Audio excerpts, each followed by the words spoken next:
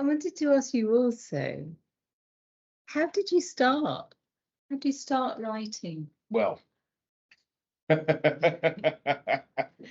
dad. I used to have. I was a musician. I still am a musician, and I had a recording studio in Stockton, and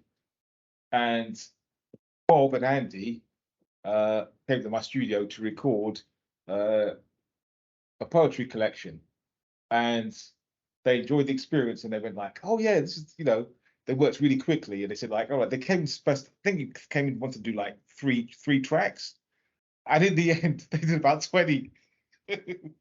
And then I ended up being in the band that supported the gigs, Yeah, and then Bob went, "Oh yeah, bit of MA. You're really good at that. Yeah, you should do it. Yeah, you should really do it. Yeah, go on, do it. Yeah." And so I filmed him. I had a little portable video thing. I filmed him with a pint in his hand of Guinness, going like, "Yeah, Dom, you should really do this, MA. Yeah." And so I did it, and I squeezed it in. I was still working. I still had a couple of jobs, so I did it over a year, and I really enjoyed it. And then from that, it was a case of after that. It was a case of like, okay, I started writing, want to do crime books. So I tried that for a bit, left that a while, trying to find my feet, what I wanted to do. But what really kick-started, the poetry thing, as I said, like my son was leaving home and at his first year at university, like he had glandular fever. And so like he got thinner and thinner and thinner and thinner because he's having all these injections. So he said he didn't want to repeat the first year because at the university he's at, they get rid of like 20%, regardless. Like, when you do your exams, the bottom 20, you're gone. So he didn't want to be in that category. So he took so he's on this medication. He was getting thinner and thinner and thinner. And as I said earlier, I said, my cousin passed away when he was a similar age. The truth of the matter is he committed suicide, right? And my son looks a lot like him, so that kind of triggered stuff in my head. So, I had this well of emotions. So what do I do with this well of emotions? Put them on a piece of paper. It's a case of like, right, this is sort of stuff I wanted to put in songs. And the poetry format seemed to work, especially like my background as a songwriter. Was then a case of like, so actually writing a poem is like really freeing for me because I'm used to doing things like 3.5-minute songs. Got to have a verse, got to have a chorus, that. But a poem you can do whatever you like. And the only rule I really set myself is that I try to keep them. I try not to go over 3 minutes when I write something, because I'll go like, okay, people have a certain attention span, and each poem is like a monologue, so I'm trying to get a particular viewpoint across, a particular angle, a particular view. I think to myself, well, I should be able to do that in under 3 minutes. So yes, it's all his fault, really. That's an interesting thing about comparison with songs and writing songs and formality, the rhyming songs, structure, and then within because you write mainly kind of free verse or organic verse. However, there is a definite form there. It's about more like organic form, because you're finding your form. There's refrains coming in. There's some parallelism going on. Yeah, like Standing Still, for instance. There's a rhythm there. Did walking past. So, and because you're interested in speaking, it's very much through different voices. Yeah. So kind of you talking about this poem there in 3 different voices. So you're putting different voices together. How does this affect your sense of form on the page? How does that translate onto the page, and with like line breaks and stanza breaks? Yeah. Well, I've always been, when I was younger, I used to buy smash hits. and you get the lyrics, and so you look at the lyric on the page, and like you tie it up with the music, and you go like, oh, so that's what it says. So I've always got this thing. It's got to be if I do a poem, it's got to work on the page, and it's got to work in the live performance arena as well. It's got to have that duality about it. So that really affects, the line break and the spacing on the page. But I want to be able to somebody to, when they're reading it off the page, I want them to get the rhythm that I'm putting onto it. And I can, without having me read it, if they've got the book in their hand, they should, get the flow, the rhythm of, through the where spatial organisation. the hit points are, where the beats are. So, but yeah, I mean, I do find doing poetry, it's because I'm very freeing, because I do put a bit of structure on there, but it's almost, I don't say it's like jazzy, but you can change the rhythm halfway through, and it's all right. Yeah, because that might be a different voice. Yeah, absolutely. Shifting into a different voice, different perspective. Yeah. Very interesting. I guess writing rather than music, it has a different reach, doesn't it? Although we're always, I don't know, I guess I come from a place where I'm always listening for the lyrics in the music. So if I'm listening to a song, the words are really important. I don't know whether that's just because I've ended up being a words person, or but poetry will have a different reach to the music. Yeah. So I mean, I guess it's the classic question of who do you write for? But when you're writing, who are you speaking for? To is there a sense of particular audience? Well, but basically, it's there's two audiences. There's the audience that is familiar with the topics, and there's the audience that isn't familiar with the topics.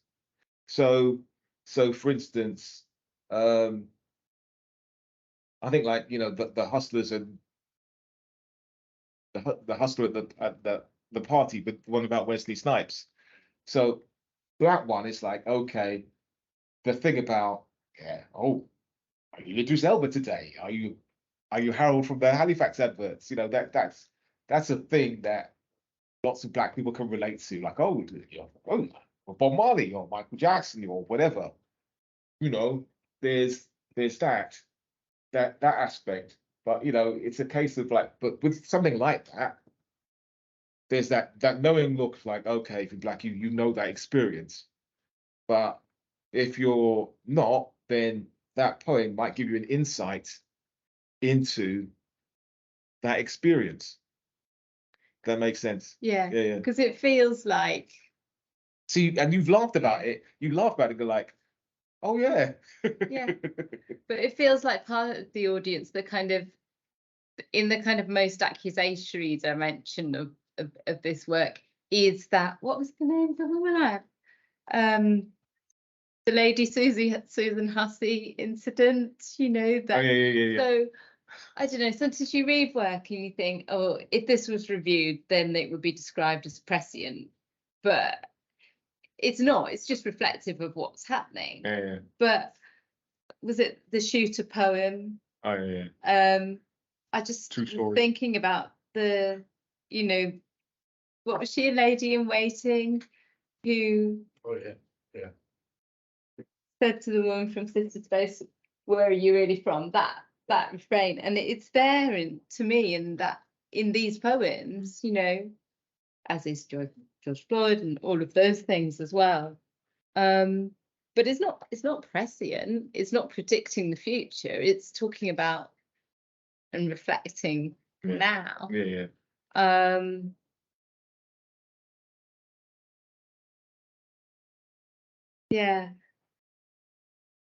Because to me it's very political work, even though it's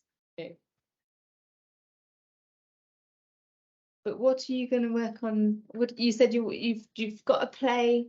Has the play just been on? No, I did it Have we last missed year. it? Oh, it's last I year. did it last year, Yeah. but I did film it, so I'm going to in the next few, well, yeah, maybe next month I'll put it online for people to see. Good fun. Yeah, I basically I took some of these poems and weaved them together into a narrative, and the play was called My Name is Paul because that's my middle name, and it's a character loosely based on my experiences of being a black father in the Northeast. So it's, you know, so I was like racially abused in the town centre. So that's in there, and you know the funny moments are in there as well. And so yeah, I mean, you know, because there's little bits of seriousness and humour that might be like a line in one poem, and that you could expand upon that. So there's a poem in there I think called Taxi Driver. And it's basically, you know, as a parent, you know, you're just driving kids about basically. We do. Just driving around, giving money, driving around, giving money. And so the poem Taxi Driver is basically about that. It's like, okay, all I do is I drive around. And so I did that poem as part of the this play. My Name is Paul. And so basically I was there on the stage, and I had the poem coming through the speakers, and I was just driving, and I was just throwing money about. throwing fake money about. It was great. And then and there's a line which you might have missed. And I did the 5 years of anger in 500 words. And I said like my daughter buying a library of books. She's dyslexic. She got the hang of reading. She hacked into my Amazon account, just bought a load of books. What am I supposed to do with that? I can't go like, you can't do that. You can't go like, that's really bad, but hey, I can't go like, ah. You go like, ah. So and now she's doing like, you know, if she doesn't read so many words per day, she goes like, she doesn't feel right. I mean, because she got the hang of it now. She's like, it's their thing, and like she's doing law, which is just basically just reading loads. Remember, she was putting her, you know, supporting statement together for university, and like I read this statement, like, yeah, it's looking all right. And then she put down her favorite book's War and Peace. I'm going like, and it is her favorite book, because she went like, oh yeah, I've done it, yeah. I'm going like, you really can't put that down because they won't believe you. You've got to be dyslexic, and your favorite book's War and Peace. I think you're taking the piss, right?